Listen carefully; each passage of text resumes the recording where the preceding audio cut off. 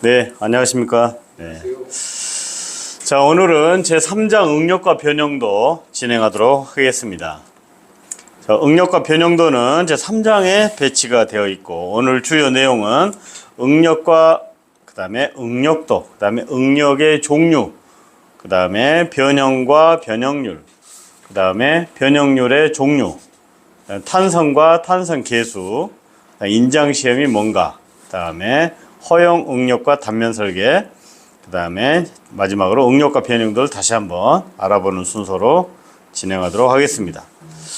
자, 먼저 응력에 대해서 한번 알아보도록 하겠습니다. 응력은 이 구조물 공학이 이렇게 설명하고 있습니다. 물체의 외력이 작용하면 물체는 평형 상태를 유지하기 위해서 물체 내부에서 외력의 크기하고 같고, 그 다음에 방향이 반대인 저항력이 생긴다. 이렇게 정의하고 있습니다. 자, 그 말을 내력 또는 응력이다. 이렇게 표현을 하고 있는데요. 자, 여기서 이제 단위 응력도다. 이런 용어가 나옵니다. 이것은 단위 면적에 작용하는 응력을 말하고, 단위는 kg F/m 제곱. 이렇게 됩니다. 여기서 단위는 kg F 센티미터 제곱. 이렇게 해도 됩니다. 근데 만약 그렇게 하면은 단위가 굉장히 크기 때문에 통상적으로 밀리미터 제곱에 우리가 응력을 표현하기도 합니다. 자, 이 그림을 보시면 예를 들면 어떠한 이런 막대의 구조물에 P라고 하는 양쪽의 힘이 이렇게 인장력을 가하고 있는 거예요. 그러니까 어떤 구조물 좌우측에서 이렇게 세게 당기고 있는 거죠.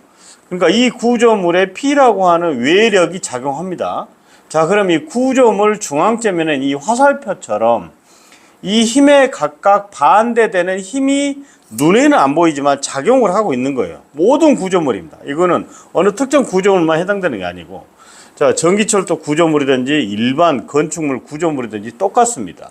자, 이처럼 보이지 않는 화살표 방향으로 작용하는 힘의 반대 방향으로 힘이 작용하는 거죠. 자, 얘를 갖다가 일단 우리는 응력이다. 이렇게 표현하는 거고. 자, 이 응력은 이 단위, 조그만 면적에 발생하는 이 응력을 다 모아 더해서 전체의 응력으로 이렇게 표현을 하는 겁니다. 자, 그래서 이 응력은 구하는 공식으로 보면은 이 수식처럼 시그마, 어떻게 우리가 로우라도 있기도 하는데, 시그마는 A분의 P다. 이렇게 공식을 쓸 수가 있습니다. 자, 우리가 전기철도 산업기사나 기사를 시험 볼 때 아주 간단하고 애우기 쉬운 이 공식 중에 하나입니다. 그래서 응력 그러면 아무 생각 말고 무조건 A분의 P라고 하는 공식을 떠올리셔야 돼요. 그러니까 응력이라는 용어가 어디인가 있다. 그러면 일단 A분의 P 이거를 떠올리셔야 돼요.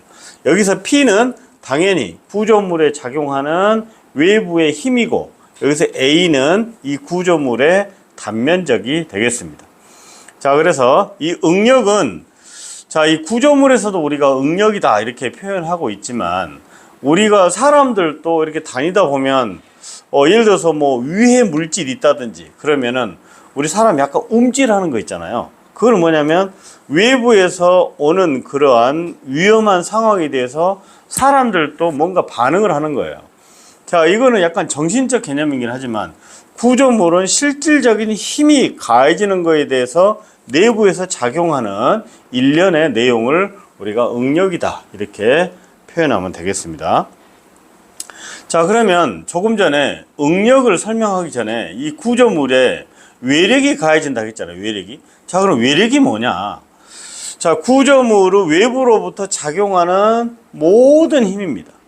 자, 그러니까 이 구조물에 힘이 작용을 하는데 이 구조물에 작용하는 힘을 모두 다 말하는 건데, 지난 시간에 말씀드렸던 하중이라는 용어 들어보셨죠? 하중.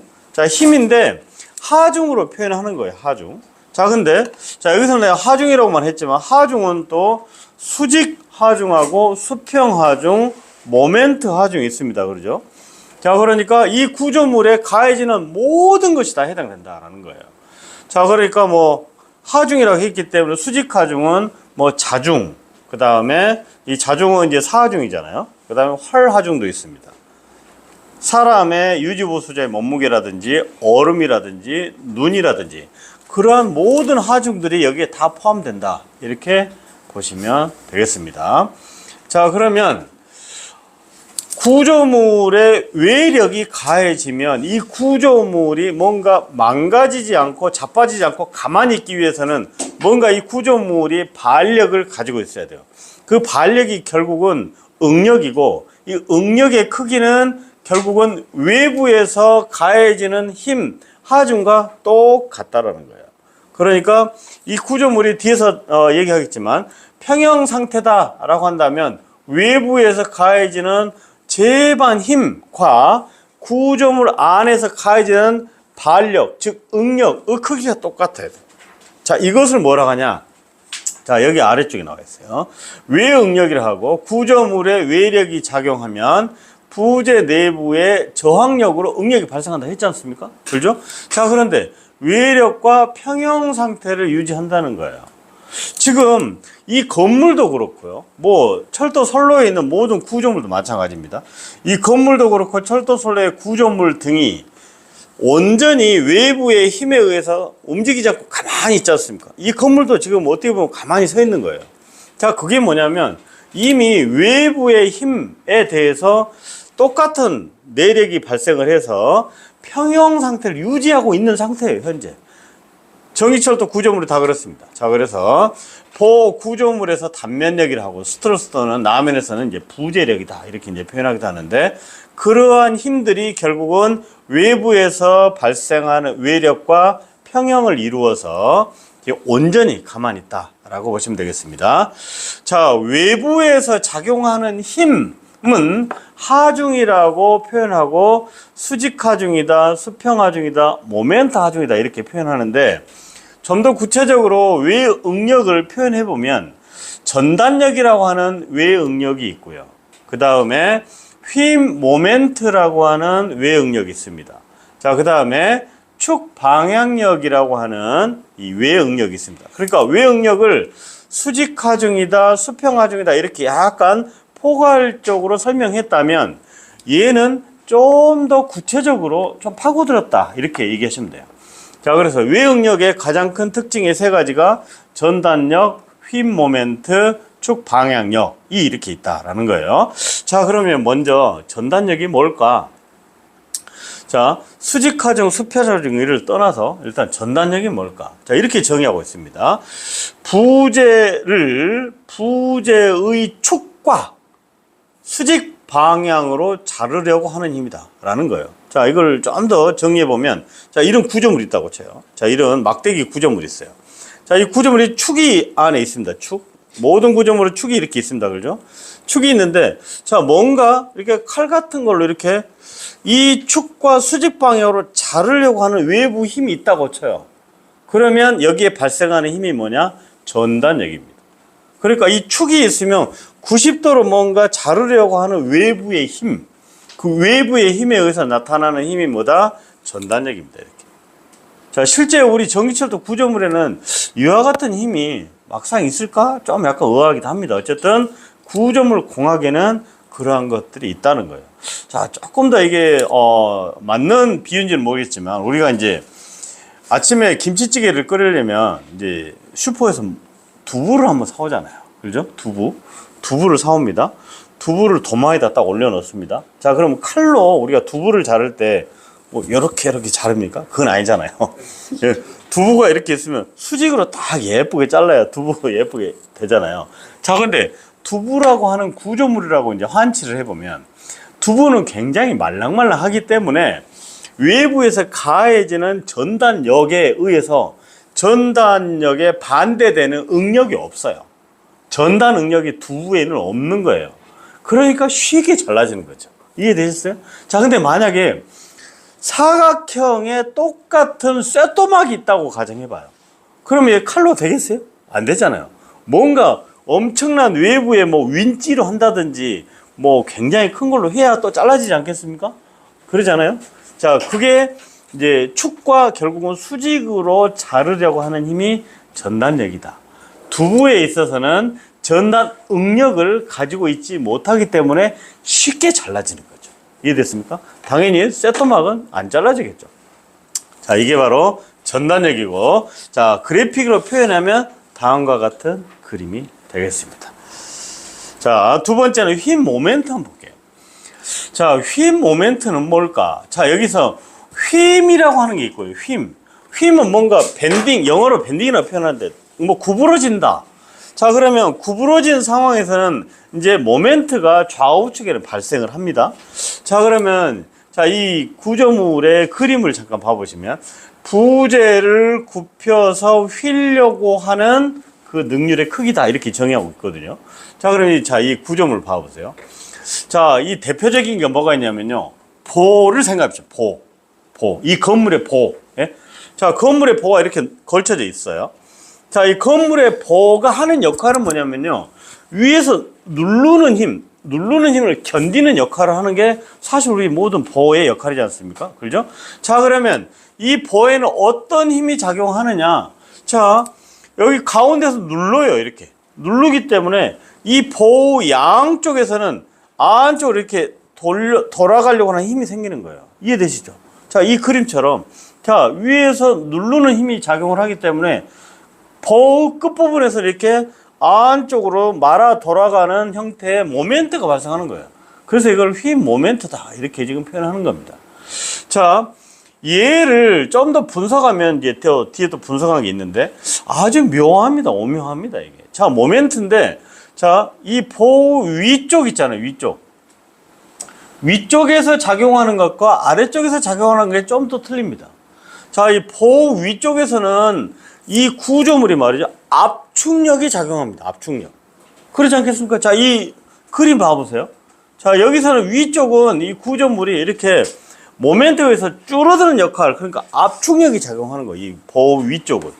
자, 근데 이 보 아래쪽은 봐보세요. 늘어나잖아요. 네? 늘어납니다. 자, 그러면 이 보가 이렇게 늘어납니다, 이게. 그러니까 여기는 뭐가 작용하겠습니까? 인장력이 작용합니다. 인장력. 자, 그러면 보의 상단에는 압축이 작용하니까 압축 응력이 속에서 작용하는 거고 아래쪽은 늘어나기 때문에 인장 응력이 작용하는 거예요. 그러니까 이 보를 해석해 보면 조금 오묘합니다. 자, 그래서 이 보의 축이 있거든요. 축. 이 가운데 축. 이 가운데 축을 중심으로 위쪽은 압축력. 그래서 압축 응력. 보의 축을 중심으로 아래쪽은 인장력, 인장응력 이렇게 발생하는 아주 독특한 구조물이 바로 이 보가 되겠습니다. 그러니까 우리 그 빔 같은 거 있잖아요. 빔. 전철주 빔 있잖아요. 그 빔도 이와 거의 유사한 형태입니다. 그렇죠? 빔도 가운데가 굉장히 눌러지는 형태잖아요. 이렇게. 그래서 이제 빔을 지지하고 있는 양쪽은 이렇게 좌우측으로 이렇게 모멘트가 작용하는 거예요. 그거를 꽉 붙잡고 있는 거죠. 쉽게 보면. 자, 축방향력 보겠습니다. 부재의 축 방향으로 외력이 작용한다. 자, 부재가, 자, 이처럼 막대기 같은 부재가 있어요. 대표적 기둥입니다. 기둥. 예? 기둥이 있어요. 이렇게. 자, 우리 이 건물에도 저 뒤에 시계 달리는 기둥이 있습니다. 이 기둥 봐보세요. 위에서 이 구조물의 상판이 지금 누르고 있잖아요. 지금. 엄청나게 세게 지금 누르고 있는 거예요. 저 구조물이. 자, 그러니까, 자, 이거는 인장력이지만, 지 아래 거 구조물이 기둥과 같이 위에서 누르고 있는 거예요. 이렇게. 여기 양쪽 엄청나게 누르고 있잖아요. 이게 바로 이 구조물이 있으면 이 구조물의 중간에 중심이 있을 겁니다. 축. 자, 축 방향으로 외력이 작용하는 거예요. 자, 그러면 압축력 또는 인장력이 있는 거예요. 자, 위에 거는 인장력이고 아래 거는 당연히 압축력이죠. 자, 이게 바로 세 가지 전단력, 휘 모멘트, 그 다음에 축 방향력. 대표적으로 구조물에 가해지는 세 가지 스타일의 외력이 있다. 이렇게 보시면 되겠고, 단위는 뭐 킬로그램 F톤이 있고, 인장 압축 이거는 뭐 참고로 이해하시면 되겠습니다. 자, 응력의 종류 한번 보겠습니다. 자, 응력의 종류는, 자, 구조물의 외력이 작용을 하면 그 작용에 대한 반대되는 힘이 바로 응력이다. 이렇게 돼 있어요. 자, 그러니까 구조물에 외력이 작용하면 이 구조물이 부서지지 않고 망가지지 않고 평형을 이루고 있는데, 평형을 이루는 이유가 뭐냐? 구조물 내부에서 이미 응력이 작용하고 있기 때문이에요. 그 응력의 종류를 이렇게 설명하고 있습니다. 자, 수직 응력이 있고요. 그 다음에 전단 응력이 있고, 그 다음에 휘임 응력이 있고, 그 다음에 비틀림 응력이 있고, 그 다음에 온도 응력, 이렇게 5가지가 있습니다. 자, 그래서 이처럼 수직 응력, 뭐 비틀림, 전단, 온도 이렇게 이제 5가지 응력이 있는데, 전기철도 기사 2차 시험 문제에서 응력의 종류 5가지를 쓰시오. 이건 2차 시험 개념입니다. 자, 지금은 1차 필기를 우리가 준비하고 있기 때문에, 자, 일단 5가지의 응력의 종류 우리가 기억하는 게 좋습니다. 자, 우리 전기철도 산업기사나 기사시험의 수준에서는, 자, 수직 응력에 대하여 설명하시오, 기술하시오, 이런 문제는 안 나옵니다. 자, 그러면 반대로 응력의 종류 5가지가 뭡니까? 수직 응력, 전단 응력, 휘임 응력, 비틀림 응력, 온도 응력, 이렇게 5가지 제목만 기억해 주는 것을 제가 권장해 드리고요. 자, 그럼 수직 응력이 뭐냐? 자, 수직 응력은 이처럼 부재의 축 방향으로 외력이 가해지면 이 부재의 단면에 어떤 응력이 발생을 합니다. 자, 그래서 이 수직 응력은, 자, 축 방향으로 발생되는 이 힘에 대한 응력이 바로 수직 응력이에요. 자, 이 응력은 2가지가 있어요. 인장 응력이 있고 압축 응력이 있습니다. 자, 당연하죠? 자, 이 구조물이, 자, 왼쪽에 있는 그림은, 자, 좌우서 당기는 거예요. 자, 당기는 거니까 여기서는 인장 응력이 발생하는 겁니다. 자, 오른쪽은 당연히 외부에서 힘이 압축을 가하기 때문에 여기는 압축 응력이 지금 발생하고 있는 겁니다. 자, 여기에 보면은 미소 면적 DA가 있고, 뭐 시그마 뭐 이렇게 이제 시그마 로 1이 있고 이렇게 있는데, 자, 이런 거는 지극히 참고만 여러분 하시기 바랍니다. 우리의 시그마라는 게 있잖아요, 여러분. 이게 이제 수학적 표시로 이 시그마가 이게 이제 대수합이다, 이런 표현입니다. 대수합. 그러니까 이 구조물 여기서 발생하는 이 미소 면적에 발생하는 응력을 다 더했다, 이런 표현이 시그마라고 여기서 표현하는 겁니다. 자, 여기까지는 이렇게 디테일하게 기억하실 필요는 없습니다, 여러분.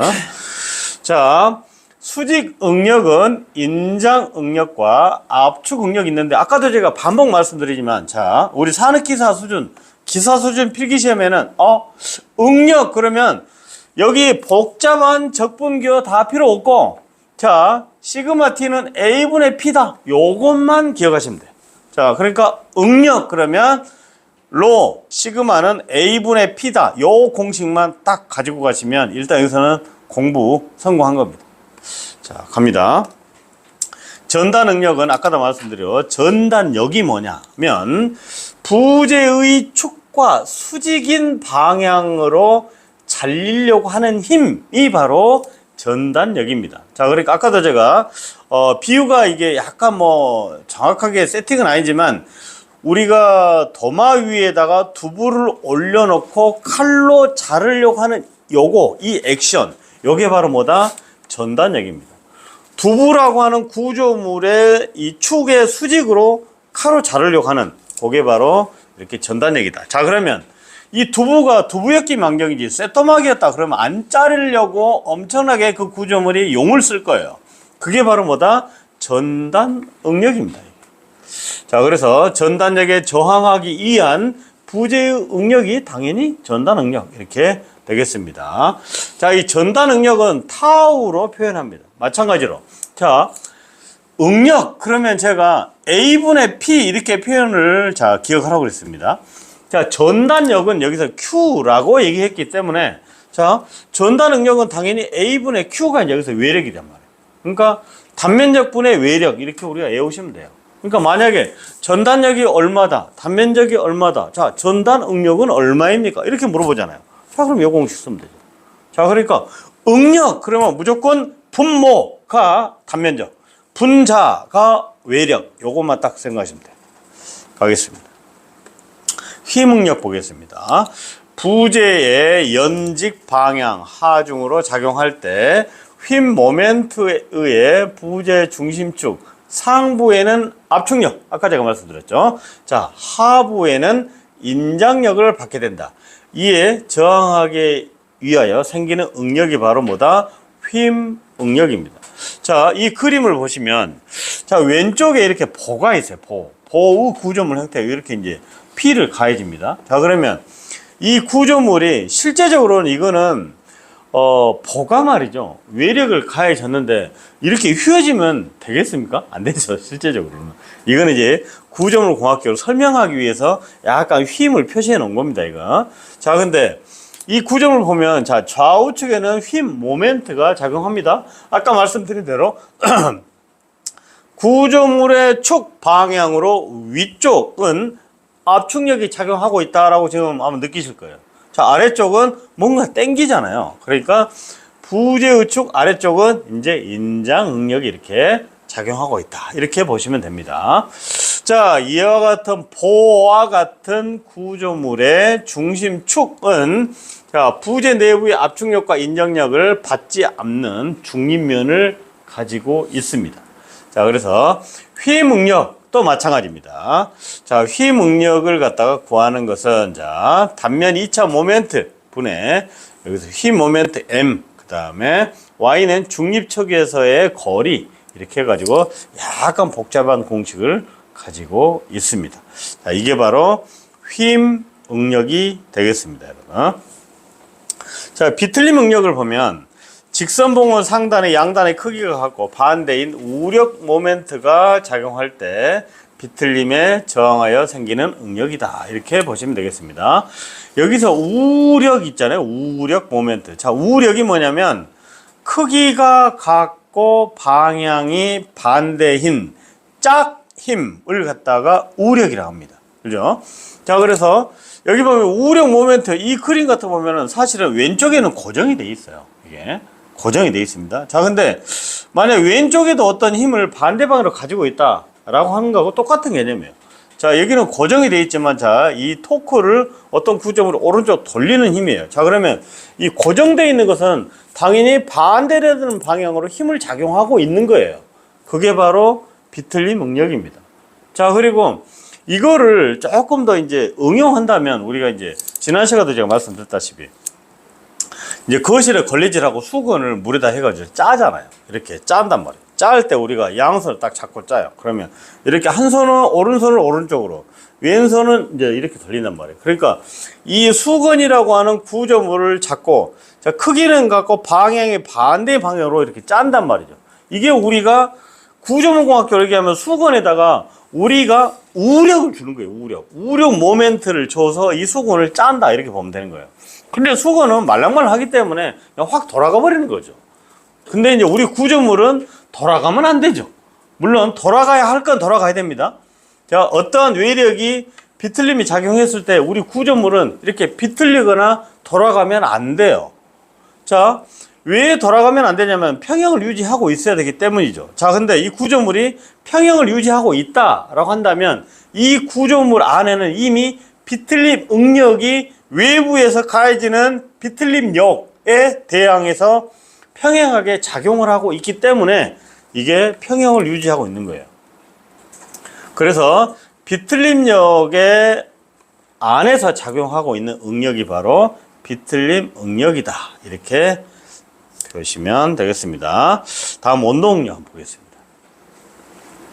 이 온도 응력은 열 응력이다. 이렇게 얘기하는데, 자, 이게, 자, 1번 정정 구조물이 있고 2번 부정정 구조물인데 이게 조금 용어가 좀 어렵습니다. 자, 그러면 우리가 상식적으로 생각해 보자고요.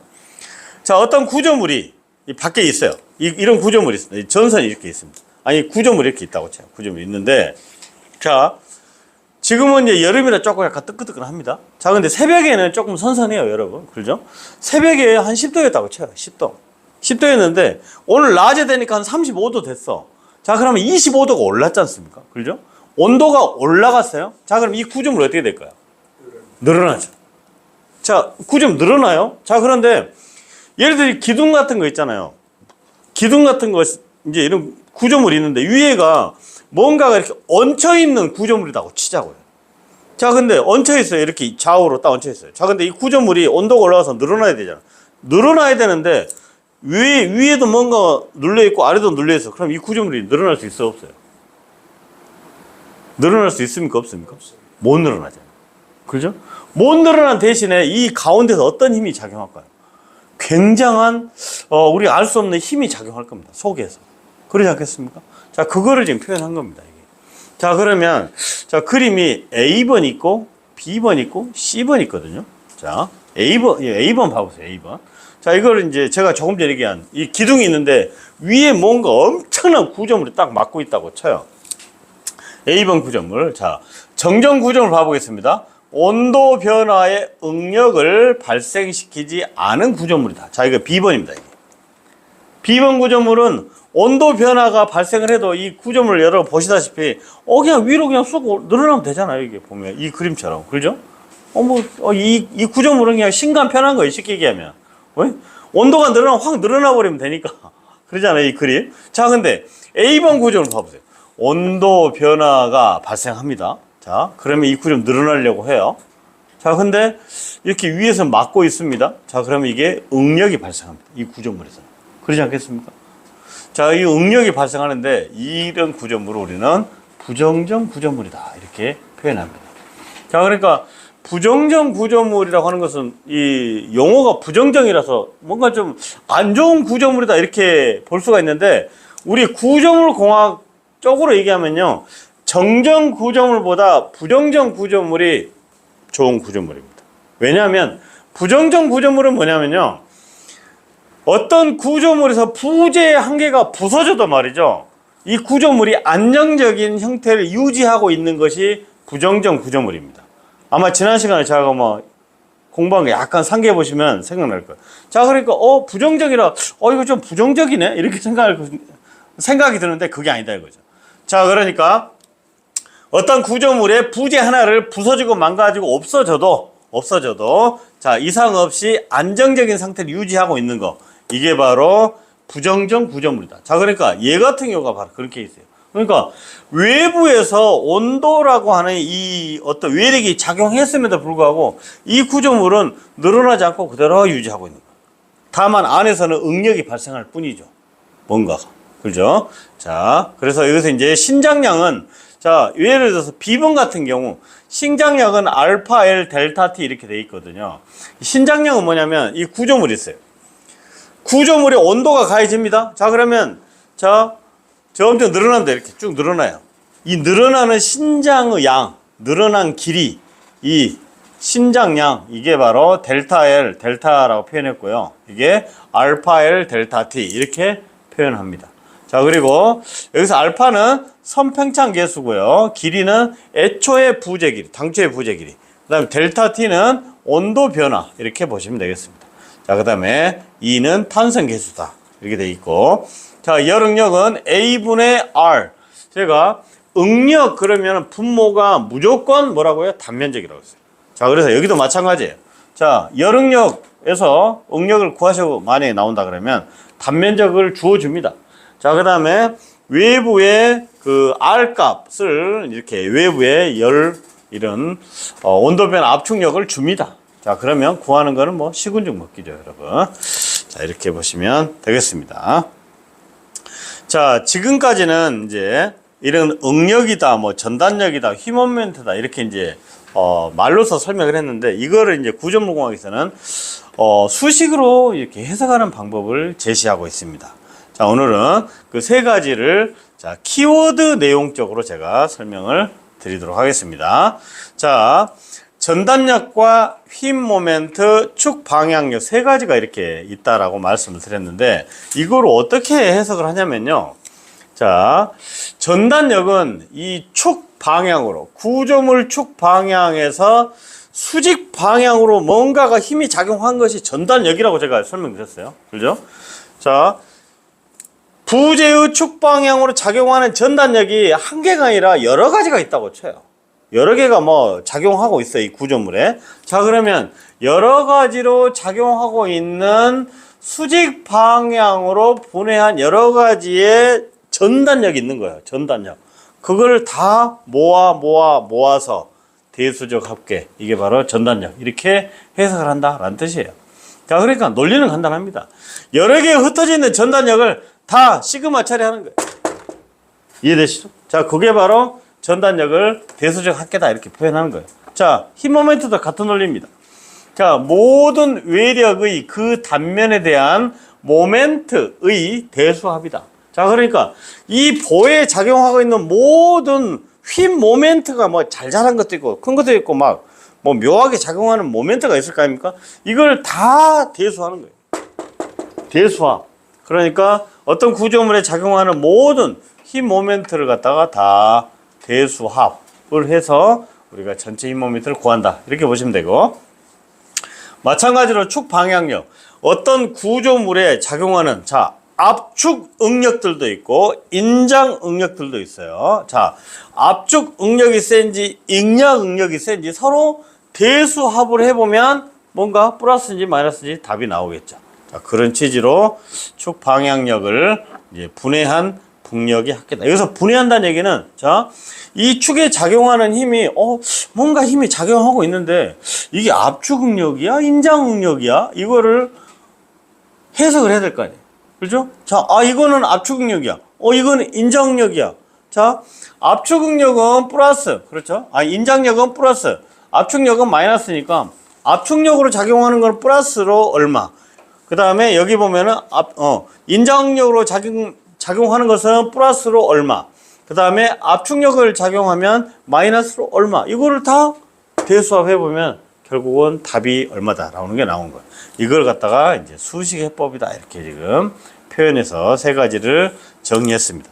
자, 이거는 이제 수학적으로 표현하는 거고요. 우리 이제 구조물공학은 이제 그림으로도 표현한 게 있습니다. 그림으로.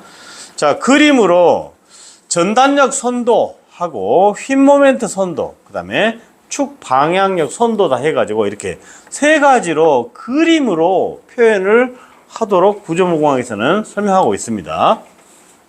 자, 그래서 외부 응력, 전단력, 휨 모멘트, 축 방향력 등을 세 가지로 표현하는데, 전단력 선도를 SFD라고 그러고, 그 다음에 휨 모멘트 선도를 BMD라고 합니다. 축 방향력 선도를 AFD라고 표현합니다.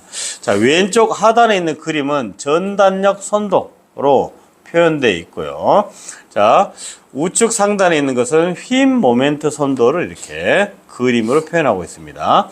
자, 그리고 축 방향력 선도는 다음과 같이 표현하고 있는데, 자, 이 그림 같은 경우는, 자, 왼쪽은 구조물 지점이 고정 지점이에요. 고정돼 있어요. 고정. 자, 오른쪽의 지점은 표현이 뭔가 미끄러지듯이 돼 있잖아요. 자, 이거는 이동 지점입니다, 여러분. 자, 그러니까 이동 지점이기 때문에, 자, 이처럼 P의 외력이 작용을 하면 뭔가 좀 이동 지점이 옮겨질 수 있는 그런 느낌이잖아요. 그래서 늘어나는 형태가 되겠고, 자, 여기는 이제 줄어드는 형태. 자, 늘어나고 줄어들고 이렇게 지금 그림으로 표현한 것입니다. 자, 이 도시 방법은 지극히 여러분 참고만 하시면 되겠습니다. 그죠? 자, 변형과 변형률 한번 보겠습니다. 자, 변형은 뭐냐면 물체가 외력을 받아요. 자, 그러면 이 물체가 가만히 있으면 괜찮은데 늘어나거나 줄어들거나 뭔가 모양이 바뀌는 거예요. 자, 이처럼 물체의 형상과 치수가 변화하는 거를 구조물공학에서는 그냥 변형이다 이렇게 표현합니다. 자, 그리고 변형률은 변형의 양과 변형 전과의 비를 갖다가 변형률이다 이렇게 표현하고, 자, 변형률은 엡실론은 L분의 델타 L입니다. 자, 그래서 변형률은 L분의 델타 L. 자, 변형률 L분의 델타. 자, 요 공식도 아주 중요합니다. 자, 아까도 제가 얘기했듯이, 자, 응력 있잖아요, 응력. 자, 응력 시그마는 A분의 P라고 하는 공식. 아주 중요합니다. 네. 굉장히 쉬우면서도 굉장히 중요한 공식입니다. 자, 그래서 우리가 이제 구조물 계산 이 문제가 쏠쏠하게 나옵니다. 자, 계산 문제가 쏠쏠하게 나오는데 난이도는 높은 것도 있지만 굉장히 쉬운 게 많아요. 자, 그 중에서 이처럼 응력을 구하는 거라든지, 그 다음에 이런 변형률을 구하는 공식은 꼭 기억을 해 주시기 바랍니다.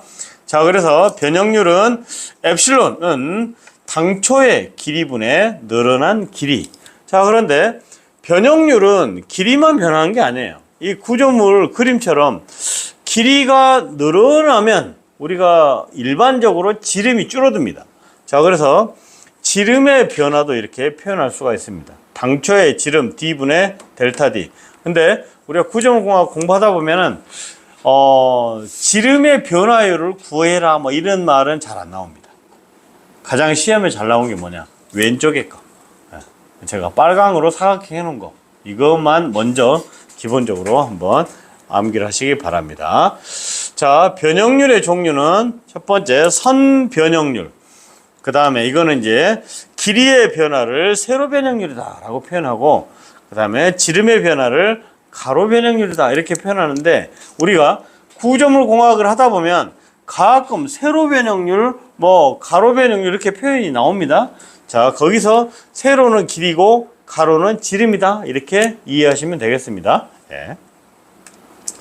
자, 전단 변형률 보겠습니다. 전단 변형률은 전단 변형량 델타 람다의 원래 길이 L에 대한 B가 바로 전단 변형률이다. 자, 여기서 감마는 L분의 델타 람다가 바로 이제 전단 변형률이 되겠습니다. 자, 이와 같은 사각형 박스가 있는데, 자, 위에서부터 아래까지의 길이가 1이 L이다 라고 하는데, 뭔가 전단력을 주었어요. 이 축 방향으로 이렇게 수직으로 뭔가 옆에서 약간 미끄러뜨리는 형태의 힘을 줬다 이거예요. 자, 그러면 이 구조물이 약간 옆으로 좀 찌그러졌다 이렇게 좀 표현할 수가 있는데, 이처럼 S방향으로 힘을 줬어요. 자, 그러면 파이만큼 각도가 움직여졌고요. 자, 이만큼 델타 람다만큼 변형이 생긴 거 이처럼. 자, 그러면 당초 길이분의 얼마만큼 찌그러졌냐? 이게 바로 전단 변형률이 되겠습니다. 자, 그리고 최적 변형률은 당연히 당초의 부피에서 온도가 올라가지고 부피가 늘어났다. 그러면 얼마만큼 늘었는데, 당초 부피분의 늘어난 부피. 자, 온도도 마찬가지예요. 온도는 통상적으로 선변형률하고 똑같습니다. 그죠? 그래서 L분의 델타 L 이렇게 우리가 보시면 되겠습니다.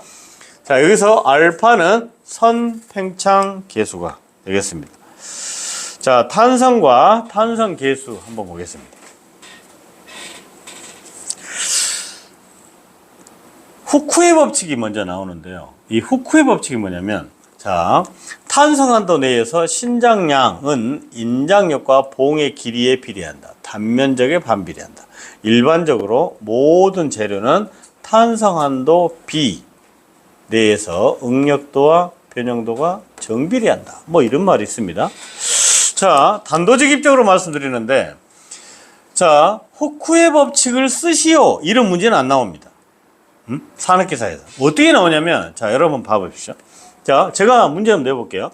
탄성한도 내에서 신장량은 인장력과 봉의 길이에 비례한다. 자, 탄성한도 내에서 응력도와 변형도가 정비례합니다. 이것을 무슨 법칙이라고 합니까? 그렇죠. 이걸 이렇게 하는 건 어렵지 않죠. 그죠? 예. 뭔가 내용은 좀 어렵지만 고르라 하는 것은 살짝만 공부하시면 얼마든지 고를 수 있다 이거죠. 자, 그래서 우리가 실기시험 때도, 자, 후쿠의 법칙을 쓰시오 이런 문제 안 나옵니다. 후쿠의 법칙을 고르라는 말이 나와요. 자, 그러니까 1차 필기시험 때도 1번, 2번, 3번, 4번에서 자, 후쿠의 법칙, 플레밍의 오른손의 법칙, 플레밍의 왼손의 법칙, 뭐 여러 가지 법칙을 써놓고, 자, 요 내용 써놓고 1, 2, 3, 4에서 고르시오가 후쿠의 법칙이다. 자, 그리고 2차 시험에서도 이거를 장황하게 써놓고 무슨 법칙입니까? 이게 2차 실기시험이에요. 그러면 그때는 후쿠의 법칙 이렇게 손으로 써야죠. 그죠? 예. 그래서 한글로 후쿠의 법칙 이렇게 쓰시면 되겠습니다. 자, 이거를 좀 더 설명을 해드리면, 자, 이 그림을 보면 말이죠. 자, X축이 변형도고요. 변형도가 뭐냐면 L분의 델타 L입니다. 그죠? 자, 세로축은 응력이에요. 응력 A분의 P란 말이에요. 자, 그러니까 이게 뭐냐면요. 저 뒤에 이제 그림이 있는데 이게 뭐냐면 우리가 이제 전기철도에 전선이 많이 있잖아요. 전선 이렇게 있습니다. 이게 전선이라고 쳐요. 이게 전선이. 자, 전선을 설치를 해야 돼. 설치를 해야 되는데 이제 제작 감독을 해서 예를 들어 전선 업체가 수주를 해서 만들었어요. 자, 그러면 우리 철도 현장에 이 전선이 들어오기 전에 이 전선이 제대로 만들어졌는지 시험해야 될까 안 해야 될까요? 네? 선생님 어때요? 이거 전선이 제대로 만들어졌는지 시험해야죠. 그죠? 시험합니다. 자, 그러면 이제 저는 이제 제작 감독만 했거든요. 자, 이걸 시험하러 가요. 그럼 이거 시험을 해야 될 거 아니에요. 자, 그러니까 이 전선이 자, 인장력이 제대로 되는지 시험합니다. 자, 이게 인장력 테스트하는 그래프입니다. 자, 그러면 이 전선을 양쪽에 윈치를 걸고 이렇게 쫙 당깁니다. 이렇게 쫙 당겨요. 자, 그러면 이 전선이 어느 힘이 가해지면 이게 파단이 날 거예요. 자, 그러니까 정해진 규격의 힘 이상이 가서 파단이 나야 이 전선이 합격이죠. 당연하지 않습니까? 자, 그래서 이제 실제 전선을 컴퓨터에다 연결하고 시험해 보면 컴퓨터에 그래프가 이렇게 나온다니까요, 진짜로. 이게. 자, 뒤에 제가 사진 하나 있어요. 컴퓨터에 그래프가 나오는데 이 그래프를 해석을 하는 거예요. 자, 그래서 그래프가 나오는데 여기 A, B 여기 정도가 탄성 한도다라는 거예요. 탄성 한도는 제가 좀 더 다시 한번 말씀드릴게요. 자, A가 비리 한도고 B가 탄성 한도예요. 자, 그래서 자, 비리 한도나 탄성 한도까지 이 그래프는 거의 이렇게 정비례합니다. 그러니까 늘어나는 값과 응력의 힘이 정비례한다라는 거예요. 이게. 자, 이러한 법칙이 뭐다? 호쿠의 법칙이다. 이렇게 설명하고 있는 겁니다. 이때 응력도, 이 응력도는 탄성 계수에다가 변형률을 곱한 것이 응력도입니다. 자, 그리고 탄성 계수는 변형도분의 응력도라고 하는 공식입니다. 자, 빨강색 사각형 이런 거를 집중적으로 공부를 해 주시기 바랍니다. 구조물공학 책에 보면 앞에 말씀드린 이 탄성 계수가 있거든요. 그 다음에 뒤에 가면은 종탄성 계수, 그 다음에 횡탄성 계수, 그 다음에 최적 탄성 계수, 이렇게 이제 탄성 계수가 한 4가지 나옵니다. 자, 제가 단도직입적으로 말씀드리겠습니다. 탄성 계수가 나와요. 자, 그러면 종탄성 계수, 횡탄성 계수 막 이렇게 막 복잡하게 나오면 실제 시험장에서 헷갈립니다. 자, 일단은 탄성 계수로 생각하고 접근하십시오. 무슨 얘기냐면 제가 탄성 계수로 접근하는 얘기는 자, 요 공식만 집중적으로 기억하고 계셨다가 다른 종탄성 계수, 횡탄성 계수 이런 막 좀 복잡한 용어 나오잖아요. 그래도 일단 이 탄성 계수로 접근하시라 이거예요. 이해되시죠, 여러분? 예. 자, 이 뒤에 보면은 뭐 종탄성 계수도 있고 횡탄성 계수 이렇게 여러 가지가 탄성 계수가 있는데 자, 불구하고 자, 탄성 계수라는 이 공식으로 접근해서 문제를 풀으시면 된다. 자, 그래서 종탄성 계수는 복잡한 공식이 있는데 이거 어떻게 하지? 이렇게 좀 너무 그렇게 이제 생각하지 마시라 이거예요. 마찬가지로 횡탄성 계수도 마찬가지입니다. 자, 풀어보시면 종탄성 계수도 변형률분의 응력도예요. 똑같습니다. 이게. 예? 자, 아까 제가 탄성 계수 공식 보여드렸죠? 자, 변형도분의 응력이에요. 자, 똑같습니다. 자, 종탄성 계수 변형률분의 응력이에요. 자, 그런데 변형률은 L분의 델타 L이고 응력은 A분의 P입니다. 그렇죠? 자, 이거를 풀었으면 자, 이와 같이 델타 L A분의 PL로 공식이 정리가 돼요. 자, 그러니까 종탄성 계수가 어떻게 보면 여기 탄성 계수랑 완전히 똑같은 거예요. 이게 종탄성 계수가 완전히 탄성 계수랑 완전히 똑같은 내용이 되겠습니다. 자, 종탄성 계수는 탄성 한도 내에서 수직 응력과 종 변형률과의 비례를 표현한다. 이게 바로 종탄성 계수 또는 영계수다 이렇게 표현합니다. 그러니까 용어가 막 여러 가지가 막 섞여져 있는데 어쨌든 탄성 계수다 이렇게 보시면 되겠고, 횡탄성 계수는 실제적으로는 전단 탄성 계수를 횡탄성 계수다 이렇게 표현합니다. 이것도 마찬가지예요. 전단 탄성 계수도 결국은 변형률분의 응력도로 계산합니다. 자, 그래서 모든 탄성 계수는 이처럼 분모는 변형률 개념, 분자는 응력 개념으로 해석을 하시면 다 풀이가 가능하다라고 보시면 되겠습니다. 자, 그리고 시험에 가끔 잘 나오는 게 뿌화성의 비가 잘 나옵니다. 이 뿌화성의 비. 이거 프랑스 사람이거든요. 자, 일단은 시험에 잘 나오기 때문에 약간 어려워도 약간 우리가 이제 용어 정의를 좀 할 필요가 있는데, 뿌화성의 비가 있어요. 자, 그러면 시험장에서 뭐 이렇게 복잡한 공식 쓰시오 이런 거 없어요. 네? 없습니다. 자, 그러면 뿌화성의 비는 횡변형률과 종변형률의 비, 그러니까 체적 변화율을 알 수 있는 그런 공식이 이제 뿌화성의 비란 말이죠.